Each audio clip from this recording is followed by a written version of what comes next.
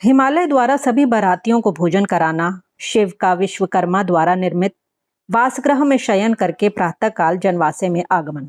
ब्रह्मा जी बोले, हे तात, इसके बाद भाग्यवान एवं बुद्धिमान पर्वत श्रेष्ठ हिमालय ने सबको भोजन कराने के लिए आंगन को सजाया। उन्होंने अच्छी प्रकार से उसका मार्जन तथा लेपन कराया और अनेक प्रकार की सुगंधित वस्तुओं से आदर पूर्वक उसे अलंकृत कराया। तदनंतर अपने पुत्रों तथा अन्य पर्वतों द्वारा शंकर जी सहित सभी देवगणों तथा अन्य लोगों को भोजन के लिए बुलवाया। हे मुने, हिमालय के आमंत्रण को सुनकर विष्णु तथा सभी देवता आदि के साथ वे प्रभु प्रसन्नता के साथ भोजन के लिए वहां गए। हिमालय ने प्रभु तथा उन सभी देवगणों का यथोचित सत्कार करके घर के भीतर उत्तम आसनों पर प्रसन्नता के साथ बैठाया और उन्हें अनेक प्रकार की सुभोज्य वस्तुओं को परोसकर नम्रता पूर्वक हाथ जोड़कर भोजन के लिए प्रार्थना की। उसके बाद विष्णु आदि सभी देवता हिमालय से इस प्रकार सम्मानित होकर सदाशिव को आगे कर भोजन करने लगे। उस समय सभी देवगण मिलकर एक साथ पंक्तिबद्ध होकर परस्पर हास्य करते हुए अलग अलग भोजन करने लगे। महाभाग नंदी, भृंगी, वीरभद्र तथा वीरभद्र के गण पृथक होकर कौतूहल में भरकर भोजन करने लगे। अनेक प्रकार की शोभा से संपन्न महाभाग इंद्र आदि लोकपाल तथा देवगण अनेक प्रकार के हास परिहास के साथ भोजन करने लगे। सभी मुनि, ब्राह्मण तथा भृगु आदि ऋषिगण आनंद के साथ पृथक पंक्ति में बैठकर भोजन करने लगे। इसी प्रकार चंडी के सभी गणों ने भी भोजन किया।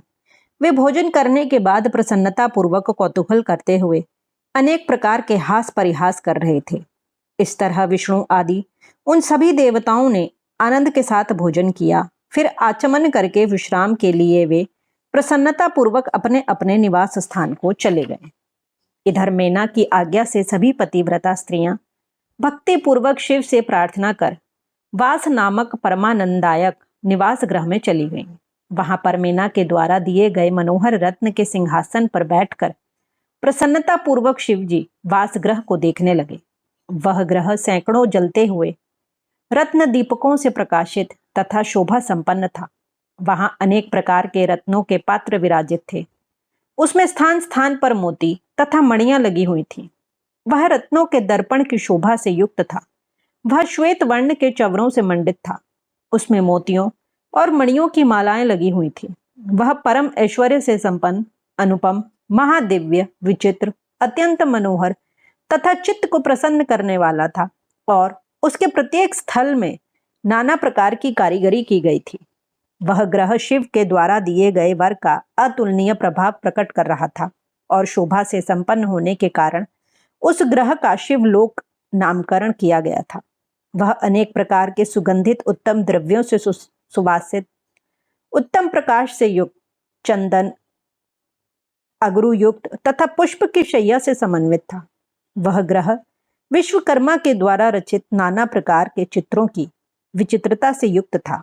उसमें सभी उत्तम रत्नों के सारों से रचित श्रेष्ठ हारों के ढेर लगे हुए थे।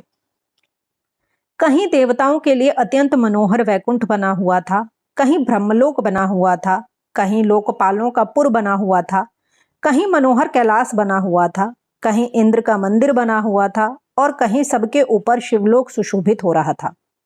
आश्चर्यचकित करने वाले ऐसे घर को देखकर शिवजी गिरिराज हिमालय की प्रशंसा करते हुए परम प्रसन्न हो गए।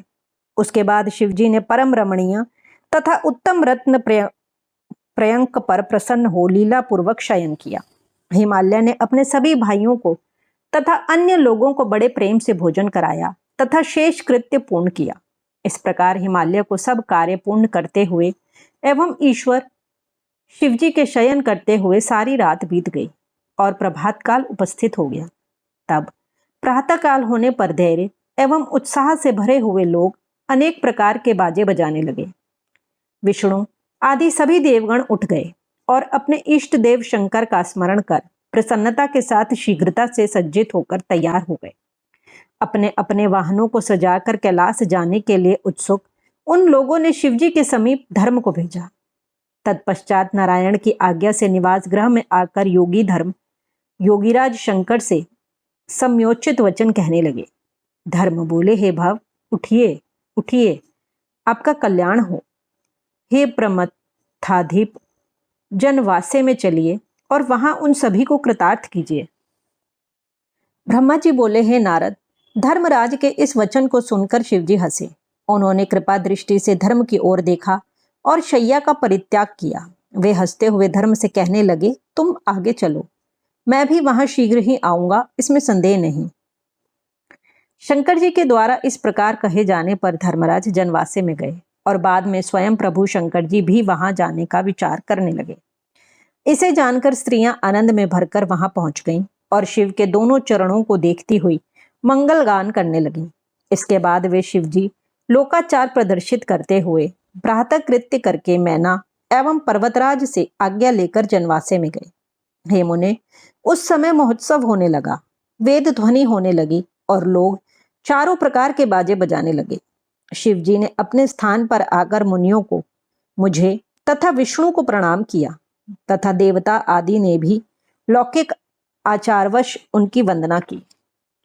उस समय चारों ओर जय शब्द, नमः शब्द और मंगलदायक वेद ध्वनि होने लगी। इस प्रकार वहां महान कोलाहल व्याप्त हो गया। इस प्रकार श्री शिव महापुराण के अंतर्गत द्वितीय रुद्र संहिता के तृतीय पार्वती खंड में वर वर्ग का भोजन और शिव शयन वर्णन नामक 52वां अध्याय पूर्ण हुआ।